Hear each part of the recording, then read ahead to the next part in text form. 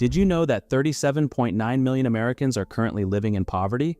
According to the United States Census Bureau, this represents about 11.6% of the U.S. population. So, how did we reach this point? Well, several unpredictable factors can significantly impact one's financial stability. For instance, natural disasters might result in losing a home, or the sudden death of a breadwinner in a family can cause financial turmoil. Even poor investment choices can result in significant financial setbacks, and any of these situations can push someone into poverty. It might feel overwhelming if you or someone you know is facing such financial hardships. But remember, there's a way out.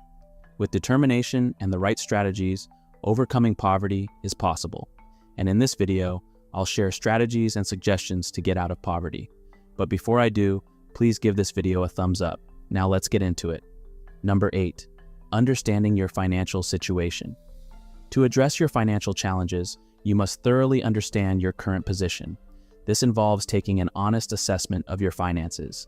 Examine your bank balances and compare them against your outstanding debts. This comparison will give you a clearer picture of your financial health and help you determine where you stand. Once you've assessed your financial status, you'll be better equipped to strategize for the future. At this juncture, it's crucial to establish clear and actionable goals. Escaping poverty requires intention and a clear plan. Most importantly, demonstrating a genuine desire to change your circumstances is vital. They should be kept in constant view to ensure you remain committed to these goals. Write them down and place them in frequently visited spots like your bathroom mirror or fridge. This consistent visual reminder can be a strong motivator. If you find inspiration through visuals, consider creating a vision board. And while at it, go beyond just pasting images. Aim to create a visual representation of your future aspirations. Think about life beyond your current situation. What are your ambitions? Perhaps you see yourself in a cozy home, driving that dream car, or flourishing in a job you're passionate about. The more detailed and specific you are with these visual goals, the stronger the motivation. Remember, these clear aspirations will propel you through the difficult journey of breaking the cycle of poverty. Number 7. Pay off all your debt. Managing your debt should be at the top of your financial priorities, especially if you earn minimum wage or less. When paired with high interest, debt doesn't just strain your present finances, it also limits your financial growth in the future. Therefore, tackling this debt is essential to regain financial freedom. To embark on this journey, you must devise a plan to clear your debt efficiently. Even a modest additional payment, such as an extra $10 a month, can make a significant difference.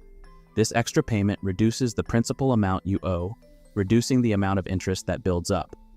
The debt snowball method is a widely recommended approach to handle this. Here's how it works. List all your debts, from the smallest balance to the largest. This gives you a clear picture of where you stand and which debt to tackle first. With the list in hand, focus on the debt with the smallest balance. Continue making minimum payments on your other obligations.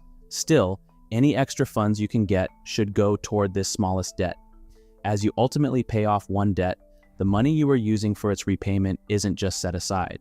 Instead, it's rolled over to the next debt on your list. With this strategy, the amount you contribute towards clearing your debts increases with each debt you pay off. As a result, each following debt is paid down faster than the previous one.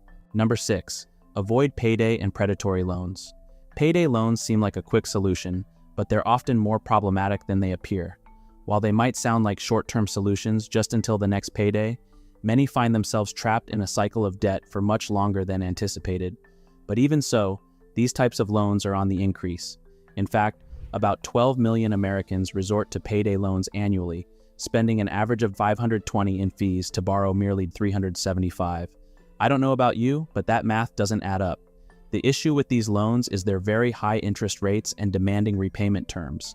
As a result, many borrowers often find it challenging to repay the total amount when it's due. And what do? They take out another expensive loan to clear the previous one.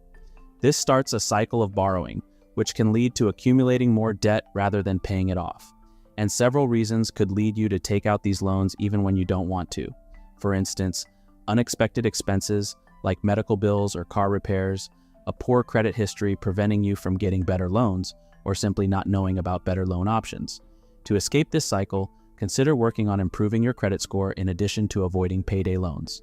A higher credit score can qualify you for personal loans with better interest rates and more favorable terms. These loans are generally more manageable, especially in financial crises, minimizing the chances of getting trapped in continuous borrowing. Number 5, look for better work opportunities. If you're working but still struggling financially, consider searching for a better paying job. This could be a critical step in improving your financial situation. Set aside time each day, a couple of hours before heading to work, to explore new job opportunities online. As you search, focus on positions that have the potential to elevate your financial status. However, consider negotiating a raise if you're hesitant to leave your current position. Before you approach your manager, research the average pay for your role in the market to understand where you stand. It's best to avoid discussing salaries with coworkers. Instead, use online resources. When you talk to your boss, don't just demand a raise. Explain your reasoning, present your research, and be prepared to potentially take on more responsibilities. Always approach such discussions calmly and collaboratively, aiming for an outcome that benefits you and your employer. Alternatively, consider starting a side hustle. With a side hustle, you can work on it from home and even juggle multiple gigs at your convenience. Some popular options include freelance writing, graphic design, taking surveys, or driving for companies like Uber. Online platforms such as Fiverr and Upwork make it simple to find freelance work. At the same time, services like Uber, DoorDash, and Instacart offer opportunities to earn without committing to fixed hours or a traditional work environment. Use the additional income from your side hustle towards specific expenses, helping you move closer to your goal of financial stability. Number 4, save as much as you can. Saving might seem impossible, especially if you earn a minimal wage. Most of your earnings might be allocated to bills or settling debts. However, any surplus should be set aside for savings, no matter how small. There are small steps you can take to save money. For example, switch off lights when they're not needed, fix any drafts in doors or windows, and wear warmer clothing instead of cranking up the heater. Such savings might seem insignificant, but over time, they accumulate. Additionally, whenever you receive unexpected money, like a tax refund or a gift, resist the urge to spend it immediately. Instead, save it. Before making any purchase, reflect on its necessity. Ask yourself if you can live without it or if the sale price is the primary attraction. Such reflection helps in curbing impulse buys. If you're uncertain about a purchase, give yourself a 24-hour waiting period. If the urge persists, extend the waiting time to see if it fades. This can help you differentiate between needs and passing desires. Number 3, use your time productively. Time is money. This isn't just a catchy saying, it's the truth. Have you ever noticed how some people achieve so much more daily than others? The difference lies in time management. Successful people understand the deep connection between time and money, and one common trait among millionaires is their mastery over time. They are experts in maximizing their productivity within the confines of a day. To elevate your financial situation, you must consider how best to utilize your time. Say you work from 8 to 5, how do you spend the remaining hours of your day? Are you relaxing in front of the TV or dedicating a few hours to learning a new skill or developing a new income stream? Your choices today can pave the way for a brighter financial future. It might be challenging, but the rewards are worth the effort. Number 2, change your mindset towards money. Having the right attitude towards money can significantly impact your financial success. American psychologist Carol Dweck, in her book, Mindset, The New Psychology of Success, emphasizes that believing we can improve is more important than our current ability. This means that adopting a can-do mindset is foundational for financial growth. Additionally, research suggests that our attitude determines 80% of our financial outcomes, while only 20% comes from our skills and hard work. To shift towards a more positive money mindset, it's beneficial to reflect on your past. Think about the financial lessons from your childhood, the habits you picked up from your parents and their money management ways. Recognize your spending triggers and current beliefs about money. Also, evaluate your present financial situation. What assets do you have and what debts do you owe? Considering these can guide your next steps.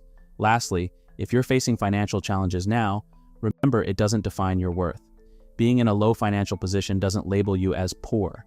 Instead, see this as a temporary phase. By believing in your ability to improve and making wise financial decisions, you can work your way up and improve your financial status over time. Number 1, educate yourself. Regardless of the field or subject, ignorance can make one vulnerable to misinformation or exploitation. However, the stakes are exceptionally high when it comes to finances. Unfortunately, many educational institutions don't prioritize lessons in financial literacy, leaving a significant gap in essential life skills. This makes self-education in this field crucial. Here's where you can begin. Learn the basics of financial literacy. This will help you navigate more complex financial decisions down the line. Understand credit and its importance. Learn how credit functions and the best practices to build and maintain a good credit score.